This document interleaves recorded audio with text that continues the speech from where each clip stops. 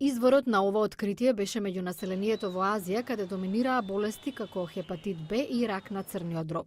Светската здравствена организација предвидува дека во Азија ракот на црниот дроб предизвикан од хепатит Б е еден од главните причинители на смрт. 1/4 од 2 милиона луѓе во светот заразени со вирусот на хепатит Б развиваат рак на црниот дроб и умираат. Научници од Хонг Конг, проучувајќи канцерогени клетки од црниот дроб, откриле дека некои од нив содржале високо ниво на варијанта на протеинот карбохипертидаза Е. Истовремено, научници од Националниот институт за здравје на деца и човечки развој од околината на Вашингтон го проучувале овој протеин и дошле до исто откритие.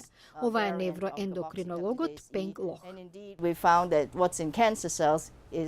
Откако откривме дека овие канцерогени клетки ја содржат оваа варијација на протеинот, почнавме да ја проучуваме врската со ракот. Научниците од Вашингтон потврдиле дека кога има присуство на овој протеин, сега со име CPE Delta N, големи се шансите ракот да метастазира во рок од 2 години. Протеинот бил идентификуван во тумори на главата и вратот, дебелото црево и дојка. Прелиминарните тестови индицираат присуство и во ракот на тироидната жлезда. Ова може да влијае на третманот за пациентите, особено кога ракот е во рана фаза. Тие се оние на кои можеме да им помогнеме, зашто ним најчесто им се вели дека ракот нема да се врати. Ако ги фатиме таквите случаи, многу животи ќе спасиме.